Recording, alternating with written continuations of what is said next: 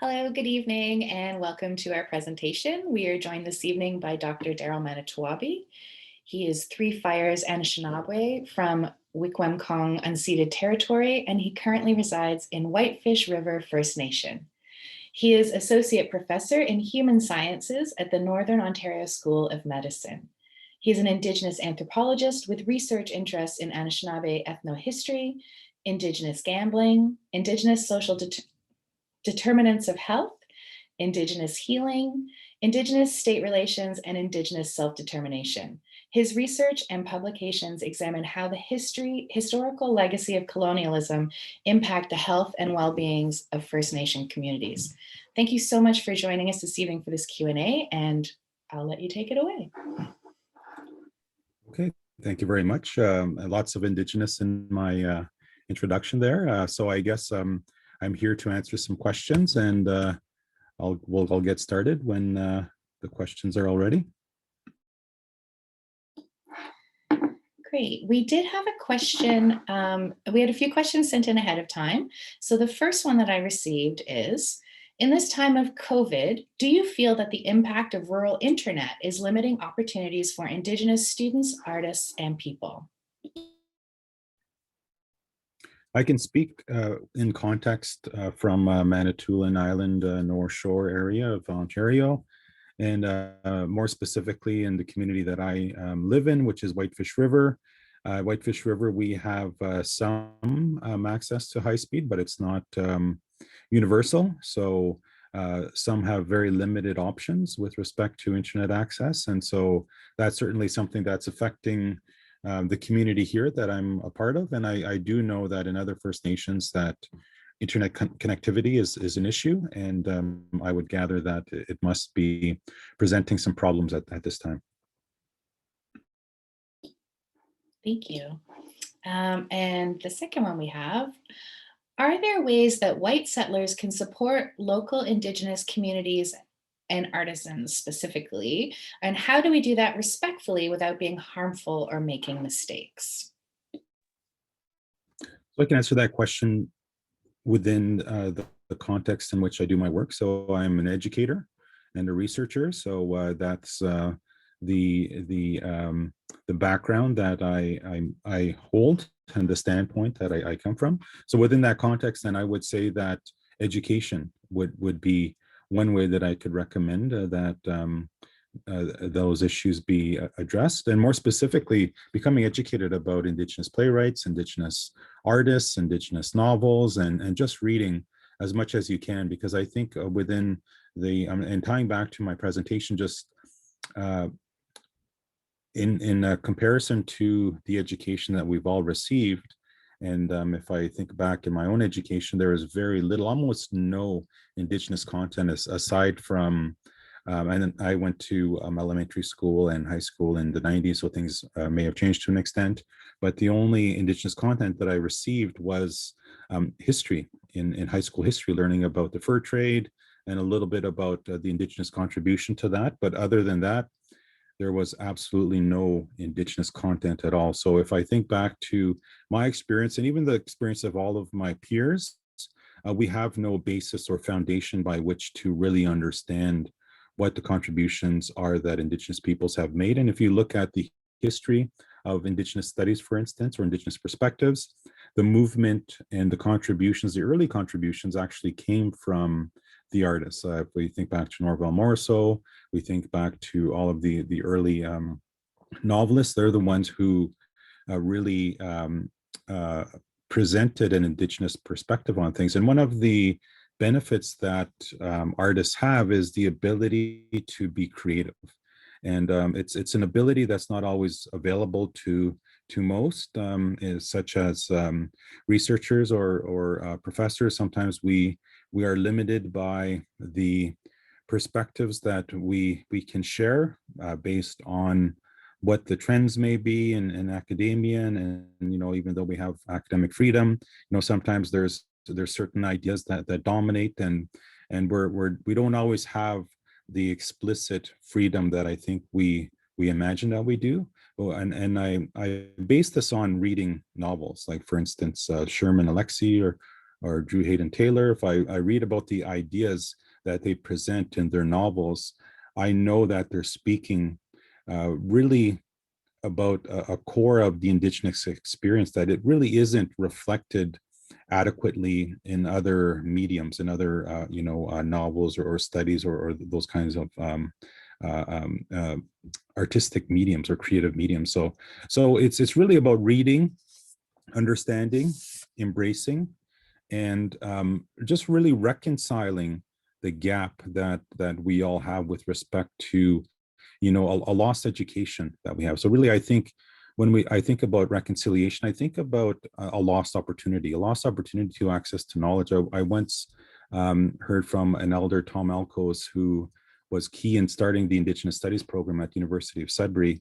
And he said that he told me, and I was in this presentation he was giving, that the university is about the universe. But when he was growing up, Indigenous peoples were not part of that universe of university. So clearly then there's something that's wrong with that situation there. So based on my experience, I would say read, understand, experience, and really get to some of those fabulous pieces of work that are out there that many of us have been limited in our access because we've been conditioned to think that perhaps it's not there, or it's not good enough, or it doesn't make any meaningful contribution. And I think that's one way. I think understanding is key and core to a first step. And once we begin to understand and know, then we can begin to operationalize and move things forward in a meaningful way. Thank you. That that was that really resonated with me. Thank you so much. The third question that we had come in ahead of time is, do you feel the TRC has made a difference at all in the lives of Indigenous people? I would say it's not possible to fully answer that question yet. I think it's relatively soon with respect to when the TRC came out and any change that may result. But I think what it does is it gives us a framework. It gives us like a recipe for moving forward. And so if we follow that recipe, then we will accomplish what we need to accomplish. And I think those who are in a position to move things forward, those who have the competency with respect to an understanding of the issues, understanding of the history, understanding of Indigenous communities, will embrace, or have embraced and have started to move things forward. And so I think that it's good in the sense that it gives us a framework for moving forward. The challenge that we will face is to mobilize and to move that forward in itself, because ideas are the start, but it's actually moving forward and putting into practice. And the actual hard part of all of this is actually moving it forward and to making it tangible, because in the process of making these kinds of things tangible, we will have to change things around. And we, as humans, we don't like change. We resist change. We're skeptical of change, and some of us will do everything that it is possible to resist change because we become accustomed to how things are and were, and we place a sense of identity to how things have been for us. And so when we start to think about moving forward in a different way, it's going to be, people will be fearful of that, and people will perhaps assume that it's not going to improve things. And so we can't make those kinds of assumptions. And there was a lot of resources invested in the TRC, and there's a lot of important perspectives that have been shared. And so I think it's up to the rest of us to take it as a guide and to move forward in the best possible way we can. I have a question off of your answer, and it's a little bit US centric, but I feel we somewhat see something similar happening in the West here with this back when Trump was in, it was Make America Great Again. And it was this harkening back to this sort of ethnocentric, racist, white settler time. And I fear that that is happening in the West again with some of our current politicians. Is that something that you see happening? And don't really know where I'm going with that, but yeah, is it visible or visceral to other people, like that this is happening and is quite scary? So I could answer that question within an academic framework, I suppose. And, I haven't done any studies on this. So, I would be limited in my, in my interpretation based on that. But if I look at things from my training is in anthropology, social science. And so if I look at, I've studied power in terms of Indigenous state relations. And whenever one group in society challenges power, there's going to be a response. There's going to be a collective response to that. There's going to be a desire to maintain the existing state of relations. And so what we've seen happening now is Indigenous peoples and others, African Americans, Black Canadians, voicing the or um, unraveling power relations in society.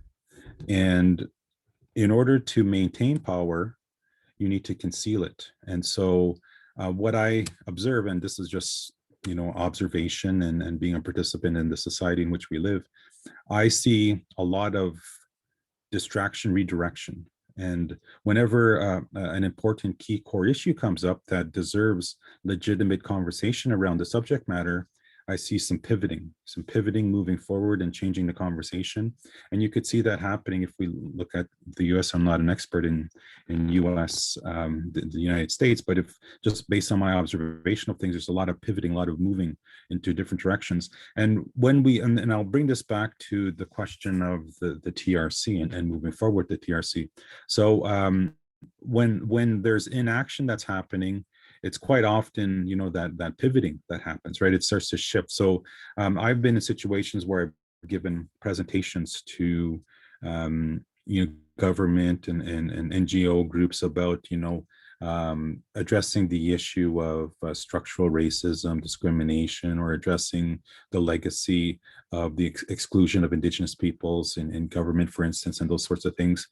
And I can make a very compelling case. I can convince people that some of my ideas are legitimate and they will accept that I have something to offer.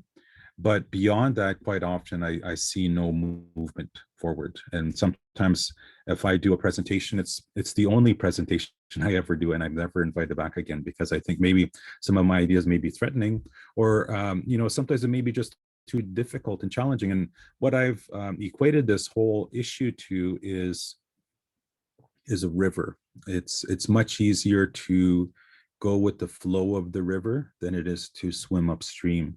And some of these ideas are about swimming upstream, and there's a lot of resistance to that, a lot of push happening. And if speaking from Indigenous perspective, those who are in situations that are embedded within power structures. I teach at a medical school. I've taught at the university level for 16 years now. I've always feel push against a lot of the ideas that I have. And the reason being is that I introduce ideas that are foreign to these spaces. And when you're introduced to something that's foreign, it makes it seem you feel uncomfortable about it, and you have to deal with those issues. And so all of the experiences that I've just shared here, I find to be common with many Indigenous peoples, that your ideas and the way you feel about things may be different. You try to express those ideas, and some of those circumstances that you find yourself in may be hostile to those ideas. They may be accommodating, they may be hostile. There may be some subtle resistance to it. There may be some microaggressions towards some of these ideas. And so I think what we really need to do is, as individuals, to really reflect upon how we're thinking about things and try to understand the kind of biases that we may have. Like I talk about unconscious bias quite a bit in the teaching that I do, because I experience a lot of unconscious bias to some of the ideas that I've shared in the past. And if you talk to somebody about, the potential for bias, if you have unconscious bias, you actually don't know you have bias because it's unconscious. And so it's it's through this process of self-reflection and thinking about how, we engage with ideas and other people's, that we can begin to understand whether or not, that's something that we hold. I've kind of shifted in many directions based on that question that you've posed here, but I think some of these issues that I've answered all have something in common. Actually, you talked a lot about power, and I was in a 2-hour webinar yesterday on power in arts organizations and how we share the power, or how we ensure that not one group is keeping the power. Do you have any suggestions on how organizations might better distribute power? The problem exists in the structure. So many, or almost exclusively all institutions that I've experienced in Canada are based on a hierarchy. And so when you have a hierarchy, it's difficult to address issues around power and address issues around inequity. And it's difficult to promote and practice equity within an inequitable structure. So I'm quite often confronted with well-meaning colleagues who would like to address these issues, and I look around and I see inequities in all sorts of places. I see people with, full-time jobs. I see people maybe a part-time, maybe trying to get in to have a full-time job. I see people within institutions that hold power and influence, and can, really really dictate how your life is going to be in a workplace, right? So I think really trying to understand, well, what does this power structure look like, and understand how it actually influences our behavior, because we are situated within this power structure, and we have no choice but to subject ourselves to the rules and regulations that we follow. But I think it's really a question of, I think, in my opinion, it's a question about morality and ethics, right? And it really speaks to the human condition. Are we intended to operate in this kind of way? And I grew up in an Indigenous community right until I was 18. And then I started moving around a little bit and understanding things from a different perspective. But in the community that I grew up in, the question of hierarchy isn't really there. We treat ourselves relatively the same. I'm going to say relatively, and like there's always exceptions to any idea or rule. But we generally, in my community, when I was growing up, we treated each other relatively equal. And you couldn't really tell about any kind of differences in terms of what people had in terms of material possessions or acquisitions. We generally lived a similar way of living, and we treated each other really well, right from the I think even at the unconscious level. And it affected the behavior of all of us, that we didn't really have anything to hide, and we treated each other with a sense of a truth and honesty, because we weren't trying to mask or achieve some kind of power differential between one another. So we can speak to each other in truthful ways. And I found that I had difficulty, and I still have difficulty. I have difficulty adjusting to structural to institutions that have these hierarchies embedded in them, because I'm forced to conform to a way of relating to other people in ways that I'm not comfortable doing. I would rather be treated the way I would rather treat others the way I want to be treated. So I want to be treated just as another colleague in the workplace, and we should all have the equal opportunities, and that there should be a leveling out of resources in workplaces and power and influence. And we should take perspective from all individuals in a workplace, and we shouldn't differentiate based on job title, and treat each other with like within an equitable framework in terms of human relations. But coming back to the structural issue, so you have to be conscious of what that all looks like before you can actually see those structures that influence how we treat one another. And so if we unconsciously engage in the workplace without thinking about these things, we're just going to operationalize hierarchy, and we're going to speak to each other based on our hierarchy, whether we have it, whether we're lower in the hierarchy or higher on the hierarchy. We're going to act upon that, and that's one thing that I don't think I'll ever be comfortable with, and so that's one thing that I'm not a big fan of in the workplaces that I've been in. I've worked also in First Nations, and I find First Nations workplaces different than in those in the city, for instance. And for the reasons that I've just described, I've had the pleasure of working in two First Nations at a full-time level in the past, and I've experienced what that's like, and I can compare and contrast what those experiences are like. And so I really do think it's a question of structure, and I think we need to change the structure of organizations and of institutions. And when we do that, we have no choice but to change our behaviors accordingly. If we don't change the structure, then we're just going to perpetuate the existing power relations that are embedded within hierarchies. Anyone have a question? I have another one.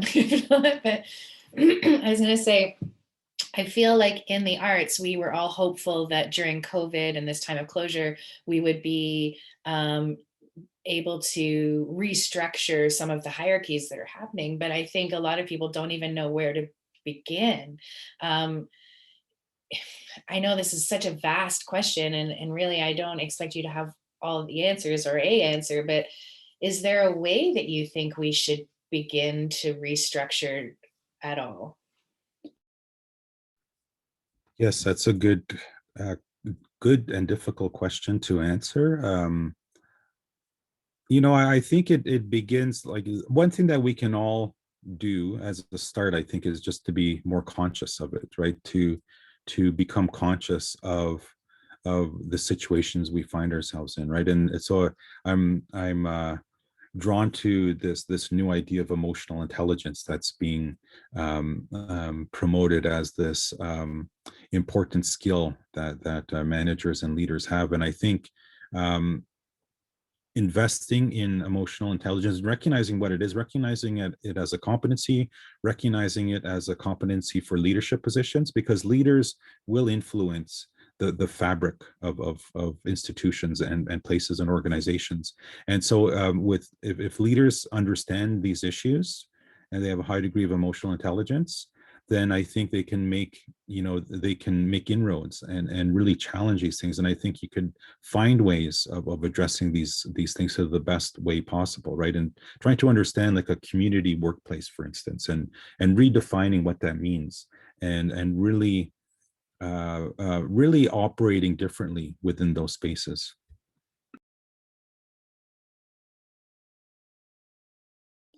Sandy?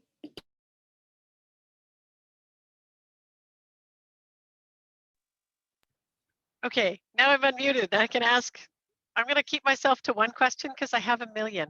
Um, I'm a middle-aged white lady, and there's a lot of us. And we can be a force for good, or we can be a force for terrible, evil indifference. And my particular circle, we're working on it. My online book club, we've added Indigenous books to our list this year, and we're trying to be more aware. But I want to make sure it's not a form of costume or cosplay when we're supporting Indigenous artisans. I have a Métis sash I've had since I was a little kid because I went to Winnipeg, and I now know I shouldn't wear that as a scarf. Um, I want to support Indigenous artisans, and I want to buy jewelry, and I really want to buy one of Christy Belcourt's T-shirts. But I don't want to be a cultural appropriator. So that's something that me and my friends, we're all left-wing artsy nice people, but we can do a lot of unwitting damage just by being insensitive, and we need guidance sometimes. And this seems like a good time to ask: is how do we support our local and national Indigenous artists in a way that respects their work without appropriating it and taking it onto ourselves and saying, "Oh, look, aren't we great?" We want to be supportive, not appropriative, if that makes sense. Yeah, I would say, the way that I can answer that question is, to really just support the arts in the way that your position to, like, for instance, if Christy is selling something on, her website, or, I recently bought a book that Christy contributed to. And so, that's one way that, and I coming back to my first answer, right? I bought a book, and I'm going to buy her one more of her books. And so I'm buying, something that, she wrote a book to sell it, right? So I'm purchasing it, and I'm reading it, and I'll talk to her about it the moment I have a chance to.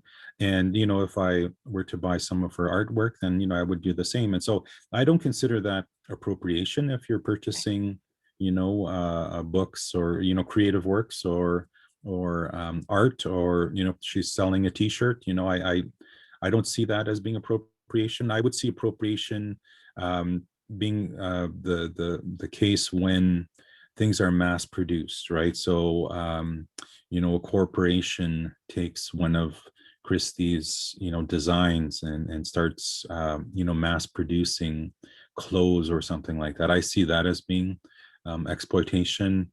And I see, mimicking artistic design as being a form of exploitation. So, I'm not an expert in these matters, but, these are ways that I address, these questions when I go to places. If I went to Australia, and I bought some, an Indigenous Australian creative work at an Indigenous run museum, right? So I thought, well, I'm trying to think about this. Okay, well, it's an Indigenous museum. There's Indigenous artists who are presenting their work there. I could see a picture of them and a little story that it was their work. And so I purchased it, and I don't see it as being exploitive. And so, I'm trying to do it in a good way, right? And so that's one way that I would, recommend that. But, if, I think, the dollar store dream catchers is an issue that I would say is exploitive, and doesn't really respect, the symbolism. And so, I stay away from those kinds of things. And whenever I buy goods from an artist, I'll buy it directly from them at, the powwow, or there's Indigenous gatherings. There's craft booths that I go to, and I purchase goods there. And, I do that to the best that I can, right? And of course I do it because I want the stuff, right? I purchased clothing from Indigenous, small businesses,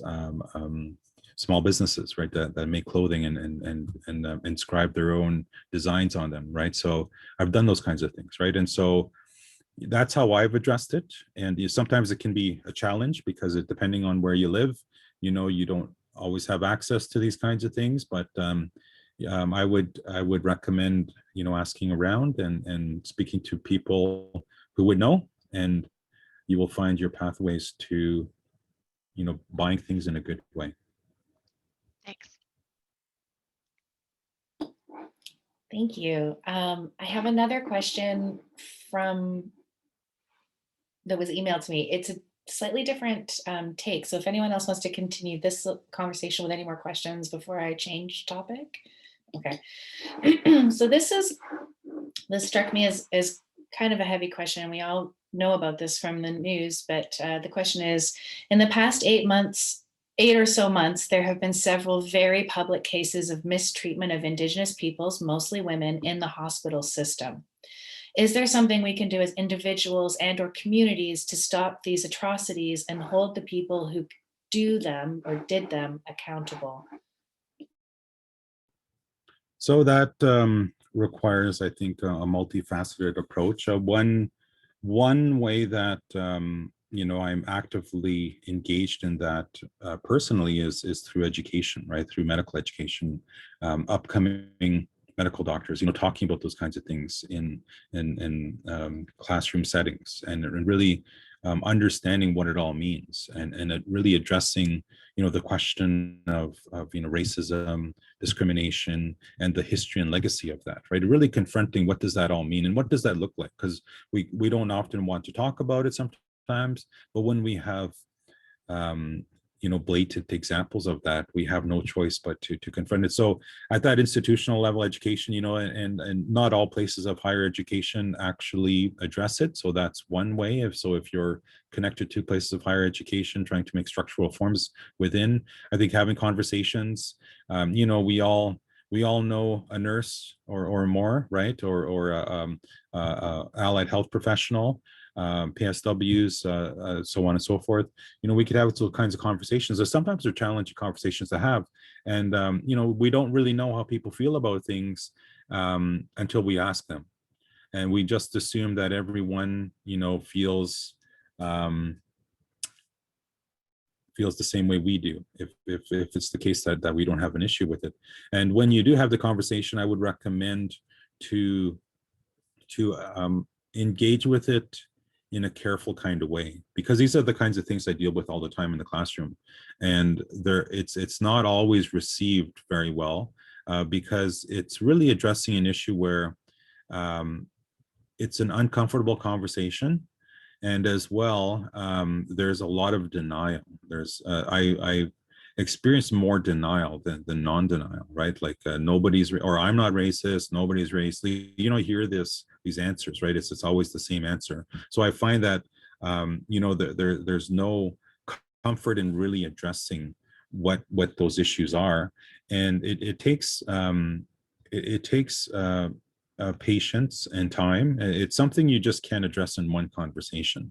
When I used to teach Indigenous studies, it would take me about 3 or 4 months before I can have a real meaningful conversation about the intricacies of these kinds of issues. Because the first thing that I find that happens is denial, and then there's really a shock that happens afterwards, that really coming to terms that this is an actual reality, right? So the first emotion that I've experienced is denial, and then you start to feel guilt and remorse at some extent, and then you adjust to that, and you find some sense of acceptance. It's almost like it's like overcoming an addiction. I've used that example,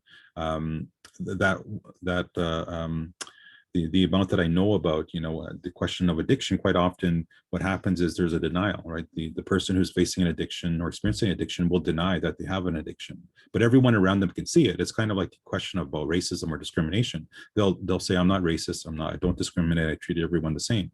But those around that person will say, well, actually, I think that the answer is a different one. And it's only after a certain amount of time when one can overcome that, right? And sometimes individuals might never overcome it, right? And so they'll just continue that process. And I think that a lot of this has to do as well with legacies of workplace cultures as well. And so when, for instance, in some professions, there hasn't been a lot of cultural diversity within them, and even ethnic and racial diversity. And so when you have an emerging diverse workplace, these kinds of issues erupt, and when you have even increased populations of Indigenous peoples, or whatever the case may be, immigrants, these kinds of issues become things that we need to now confront, because in the past, these kinds of things were not there. And these issues and experiences have always been there. And it's only with technology now that we can actually, document it, right? So, in my time, I've heard plenty of stories that are not very nice stories of how people were treated, and they would just really upset everyone's day if we were to disclose in this conversation all of the stories that that I've heard in my lifetime. But what evidence do you have, right? It's only their word against another person's word. But now we have technology where things are being recorded, and there's now actually evidence that this is happening, right? So I think having conversations is one way to go about it. And I think we can do the best that we can in our circumstance, right? So if you're limited to the space of influence that may be your family, you could have a conversation about your family, right? So we can influence the future and the present to the best that we can. And when I'm teaching in the medical school, we're trying to address this for future physicians, right? So hopefully we can address it that way, and we can do the best that we can at present. But sometimes it's challenging for those who have a long-standing comfort in just being a racist, right, and being discriminatory, and being in workplace environments that tolerate them, right? And there's a lot of politics that can be playing in workplace environments, and it comes back to the question of leadership that I talked about before, right? So I think if I can import a lot of those answers to that question as well, I think some of those can be addressed. If strong leadership in workplaces of work can address these issues, right? So when I read about these kinds of these issues, I think we have an ethical responsibility as leaders to ensure that we do no harm to those, especially in health, right? So in medical doctors, and it's not necessarily medical doctors that are the subject of this, but it could be others. But there's the idea of to do no harm, right? And when we are actually doing harm, then we're exhibiting an incompetency, right? And we need to treat each other with a degree of equity, right? Well, with equity, not a degree of equity, with equity. And I think from an Indigenous perspective, Indigenous peoples just want to be treated like human beings, right? They just want to be treated like human beings. They just want to go to a place. They want to go to a store and not be followed to, with the assumption that they steal something. They want to go to the hospital and just be treated like a regular human being that has a symptom that needs to be addressed, and not be subjected to racism and all these kinds of things. So that's coming from like an Indigenous kind of perspective on things, right? And so I don't think that's too much to ask for, right? And so it's actually, you're not really asking for anything other than for equality, right? And it shouldn't be a difficult thing to achieve equality. No, it should just be basic human decency, right? Like, quite honestly. I think in some ways, about myself, like I think maybe sometimes I'm naive and definitely come from a place of privilege, but this summer and this past year, I've been quite shocked by a lot of the racism that's been happening in Nova Scotia. I also live very close to Tyendinaga. So this time last year, there were protests on the CN rail lines that were really received quite poorly by commuters, which I thought were absolutely ridiculous. So with this question that was asked ahead of time about the hospitals, though, that just, it blew my mind. And I guess I really didn't understand how bad things were in this current time. Was that story shocking to you about the woman in the Quebec hospital, or was that just another one of those horrible stories you're used to hearing? I'll just answer that. I'm answering that question based on my own experience. You know, within the context in which I do my work, and my life experience, these things are the norm, right? So if when I was teaching Indigenous studies, I had a responsibility of teaching about Indigenous history, right? Teaching about residential schools, teaching about policy, the Indian Act and its influence on Indigenous communities. And I've done all of my research has involved Indigenous communities. So I've spoken to Indigenous women who are elders now who lost their status because of before Bill C-31, and regained their status and being excluded by their own communities. And I've done treaty research, oral history research on treaties, and understanding how Indigenous hunters in Southern Ontario have been treated by those in the past and even those in the present, right? And so these kinds of stories are consistent with the work that I do, right? So in a lot of the work that I've done, and it's the case with all or most Indigenous peoples, it's just the norm of living, right? It's just something that's just a part of life that you just accept, that this is just how things are, right? And when you go to a hospital, you may or may not be treated equally. So you just accept that. That's just how it is, right? And so you just try to get over, just deal with it, right? And when you feel as though you're being treated equal, then that was a good day. That's something to celebrate, right? And if you weren't treated with a level of respect, then that's how things were that time. And so to an extent, some spaces, workspaces, and public spaces, things have improved to an extent. I was a young person, and cognizant of when the Oka crisis was happening, right, in 1990.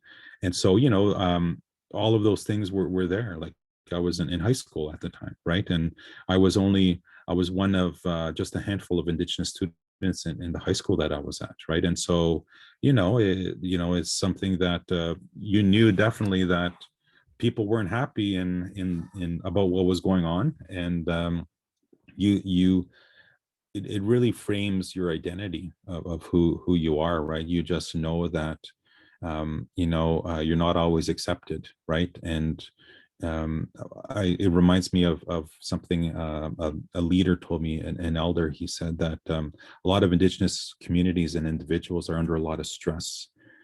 And he said that they're under a lot of stress because they're surrounded by people who want to get rid of them, right? And it was a very powerful thing that he said to me. And you can kind of think about that and just really reflect that, is that really the case or not, right? And if you think about and just observe, right? Just observe these kinds of things that you've shared, right? Protests and how people react to them, and internet chatter and all these kinds of things, all of these ideas, right? These ideas that are always present, that are always pushing against Indigenous peoples all the time. Sometimes with force, sometimes it's symbolic through words, sometimes it's by ideas, and it's just this total continuous push against Indigenous peoples and I really do think it's an intended process of elimination. So it's not a very optimistic way of seeing things, but I think in order to really try to do something about it, we need to talk about it, right?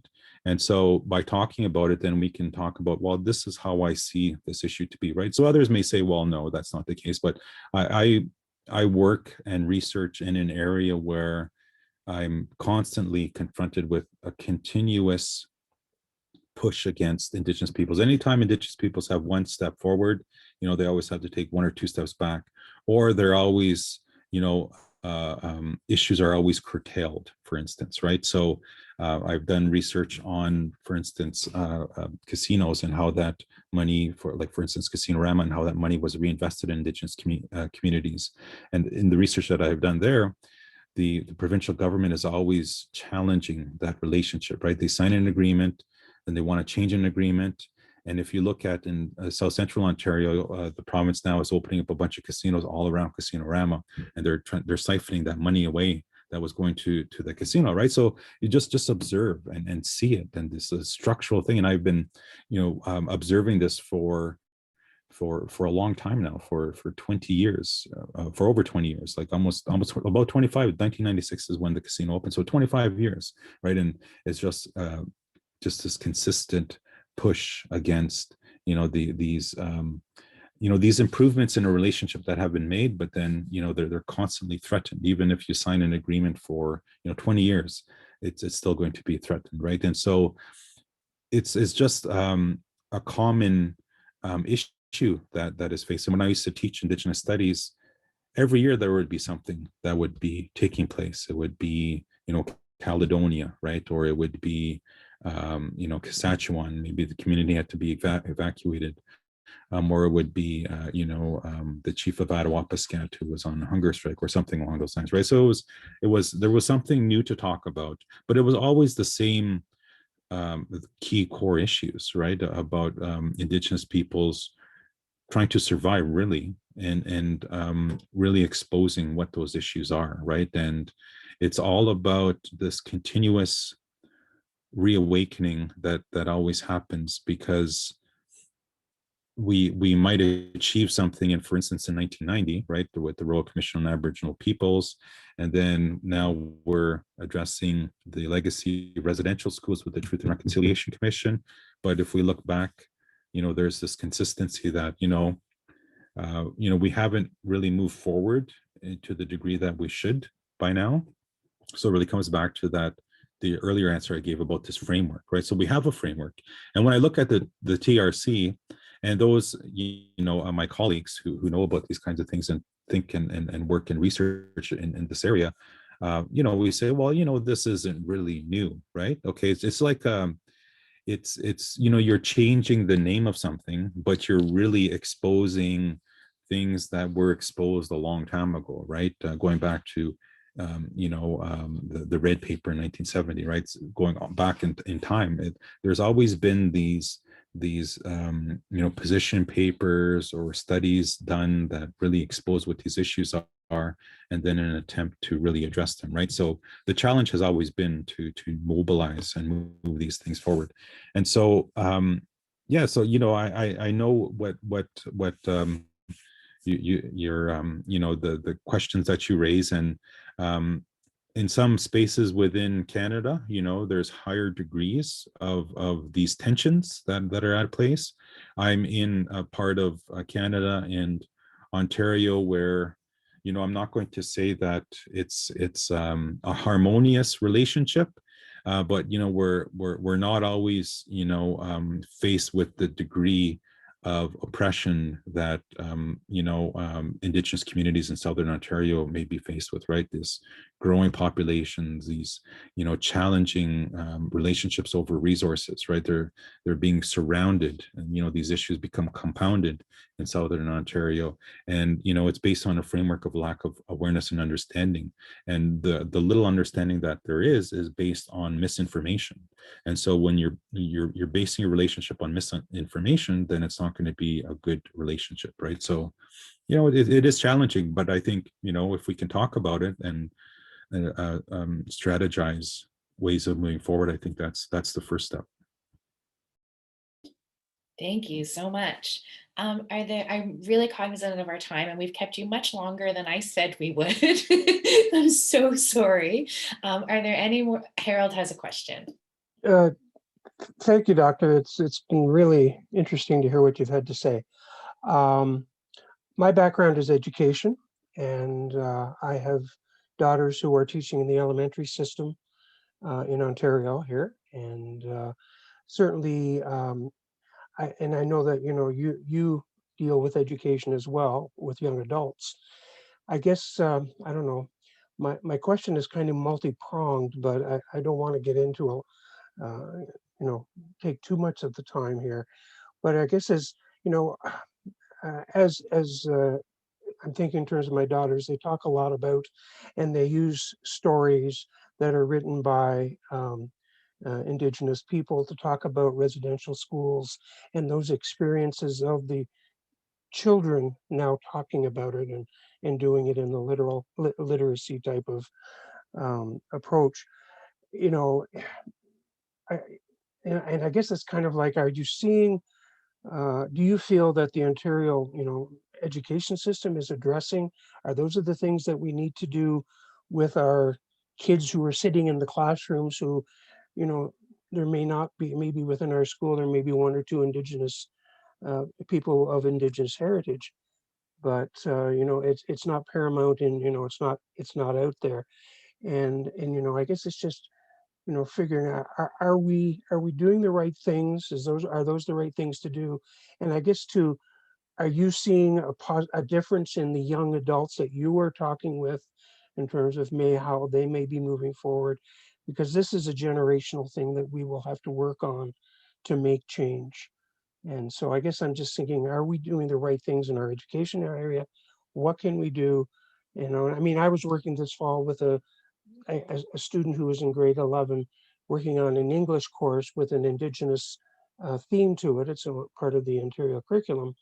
and we read one of the books that Sherman Alexie wrote. The completely, what's it called? The Absolutely True Diary of a Part-Time Indian.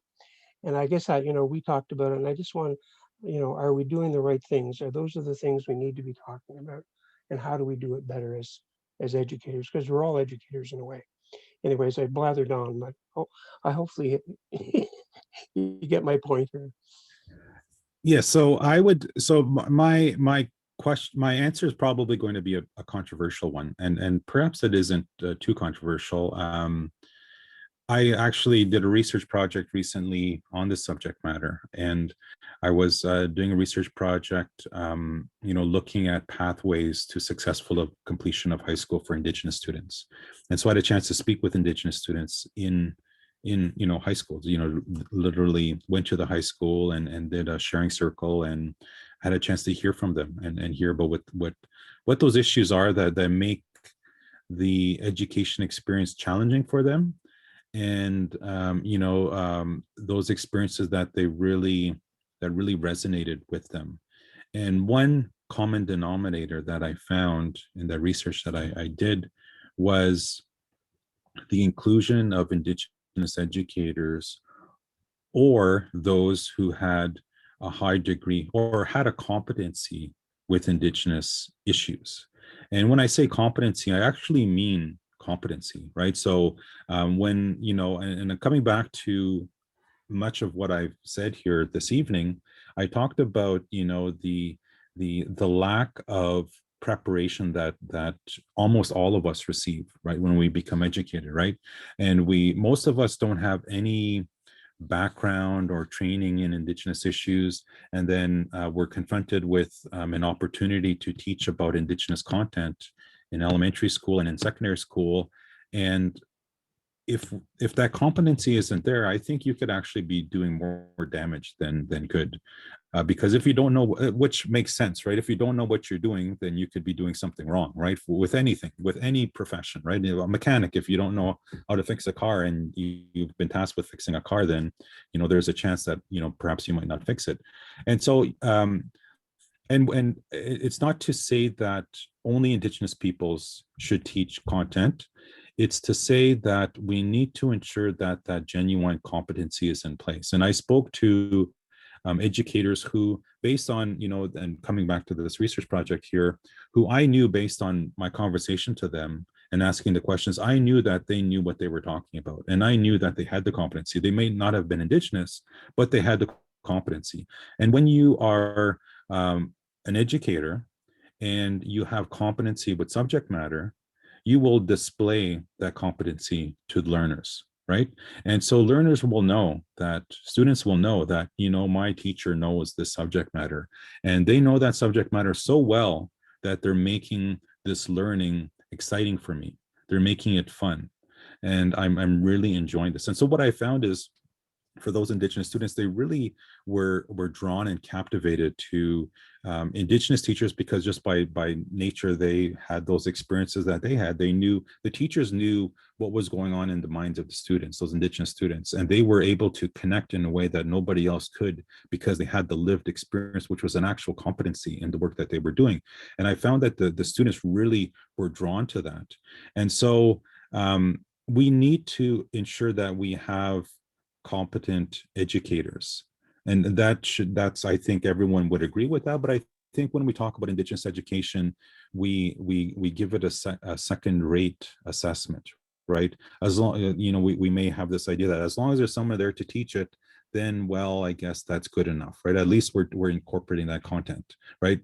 But we certainly do need to have competent individuals, and we need to recognize Indigenous knowledge and Indigenous education as a competency in terms of hiring, right? So we need to recognize that. So this is one way in terms of reconciliation that we can actually address it.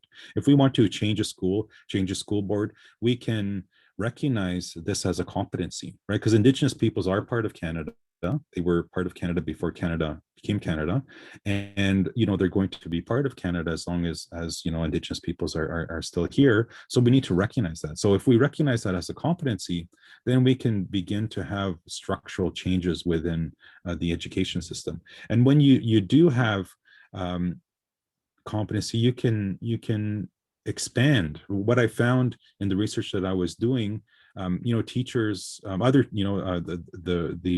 the teachers who didn't have the competency would reach out to the Indigenous teacher, or maybe there was an Indigenous counselor who was part of a school. They would reach out to them and say, can you help me with this, right? So they really actually wanted to learn and try to attain a degree of competency in the subject matter, and they would eventually reach that point.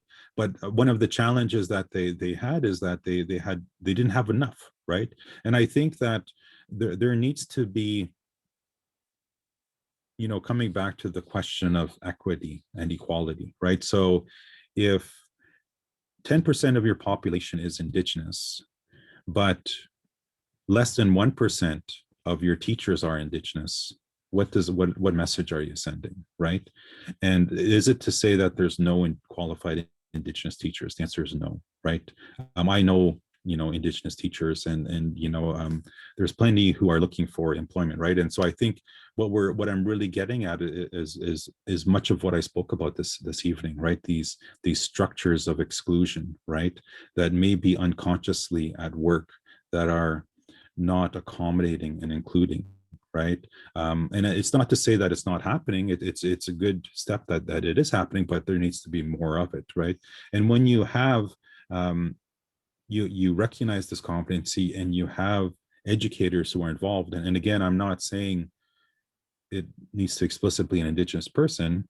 If you have someone who's competent, that has that experience and education, then they can begin to contribute to systems level change. They could introduce ideas, they can develop curriculum, they could develop alternative forms of assessment, right? And I was speaking with an Indigenous teacher who developed an alternative form of assessment that was specific to her class, that made total sense when it was explained to me, and was able to work with a principal to say, listen, I understand these are, these rules around assessment that are a bit standardized, but in this particular instance, that standardized assessment isn't applicable. It's incompatible with the subject matter that I'm teaching my students. And I would like to develop this new kind of assessment. And what I've just explained here is innovation in education, innovation in curriculum, innovation in assessment. But it's happening in one high school by one teacher who is working part-time and not part of the full-time, fold of these individuals. And it's coming back to that question that we spoke about earlier about, these structures and these institutions and these places, and you can see it. You can see that people are doing some good things, but they're not being recognized for the good things that they're doing. And, it makes me wonder if there's some unconscious processes at play that are deliberately excluding a meaningful incorporation of the ideas that they have to share and to promote. So I would say that we're making strides. If I can end on a good note, if I think back again, to come back to one of my earlier answers, the only Indigenous content I had was in history class, learning about the fur trade. And when I did this recent study at the high school level, in some classes they have Ojibwe language being taught. They have Indigenous literature, as an option, and there's different courses. It's not the same opportunities are not present at all of the high schools. Some high schools will have a stronger program. There's some Indigenous high school teachers. There's some support networks. There's some innovative course learning opportunities that are open to students. So things are improving. I will say that much. If I compare back to my time in high school, I had nothing, but and this generation has something to work with, right? So that's I think that's progress, right? And so moving forward, we need to ensure that that it's naturally embedded in the education system, right? That we don't have this siloed Indigenous course here. It needs to be naturally integrated in all of the subject matter. And the teachers who are educating the material just need to be comfortable about teaching it. I've spoken to students who thought that, maybe my teacher who is, whose job it is to teach this stuff to me, it feels like they don't really feel it. They don't really, believe in what they're doing. Right. So students will know, they'll see that connection quite clearly to them. And so we need to find a space where we're totally fine and okay with talking about this stuff, teaching about it. We need to end denial and move beyond that. We need to evolve. We need to evolve as a society, and discontinue these historical processes of exclusion that we just perpetuate generation after generation and after generation, as though we have no ability to see what's going on, and as though we have no ability to do what we need to do. Right. So that's a future that I hope we can have. And one of the things I used to say when I taught Indigenous studies is, I my dream is to teach myself out of a job, that there wouldn't be any need for Indigenous studies because it would be everywhere, right? And when I used to always teach anthropology as well, and a lot of it is dealing with cross-cultural interaction, which is not always practiced in a good way.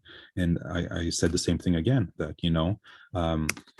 I hope to teach myself out of a job that we can treat other cultures with a degree of familiarity and equality, and it would be no issue at all, right? So I think that that's an ideal future. I think it's something to strive for, and let's see if we can reach it. Thank you so much, and thank you for spending so much time. Gordon, I see you have your mic off. I won't say it, because basically my question was Harold's question, and you really answered it well. And it reminded me, like, this is Black History Month, and I just saw a young Black woman from the States who went to a Black high school. She says, we didn't get taught any Black history. And it's like, okay, it's the same thing. And like, I'm from Kitchener-Waterloo, and yeah, just as you say, we didn't get any Indigenous, I'd say positive or negative, except in the context of maybe the French and English wars or something. But it just wasn't a thought. And I think you've said it's not just to have it as a separate subject; it's to incorporate it. And I have an Indigenous friend, and he goes into the schools, and he's a great communicator too. But as you say, it's more than that. It's the structures and institution, and that's one thing I found through Spark has been so great for educating us older adults here. Anyway, but no, a wonderful talk, and very fascinating. And I think we're in such a strange time where you have people of goodwill, and then you have the blatant racists that seem like they have no fear, no shame now. It's a really weird time. Black Lives Matter and the KKK revival, like it's nuts. But anyway, hopefully the open mind and tolerance people will gain, and certainly I think doing talks like this, I wish more people could hear it. It would be really great. So thanks again, and thanks to Rachel for bringing it all together. Sandy, are you wanting a final word? Just to tack on to the whole question of the grade 11 course in Indigenous Studies. Both my kids were part of the pilot project, and they're 2 years apart. And the first year, my son was absolutely enthralled by the material, but the teacher wasn't competent. And by 2 years in, she had really grown in her competence. And it was a totally different experience for my daughter. And both of them are quite ardent supporters of Indigenous artists and Indigenous communities, and they're taking that forward into their lives. So there's a little grain of hope, and I hope I myself am a product of the immersion system in French, and I had teachers who were very competent, and then as it spread through the system, we saw varying levels of competence, but now there's a certification and an expectation that it will be a certain way. And I'm hoping we'll see the same growth in Indigenous studies within the school system, that we will expect competence from our teachers, and and we'll see growth in that area. And I'm really excited about that. Thank you so much for both your presentation and your Q&A this evening, and for just your knowledge and sharing it so freely with us. We will be posting this to both our Facebook page and our YouTube channel. We have a playlist going with the other presentations and Q&As. This was the final question and answer session in our series. Thank you very, very much for being part of it. Thanks for coming tonight. If you're watching at home later, I'm just going to say thanks in some weird time travel thing. Really appreciate it. Good night, everybody. Thank you.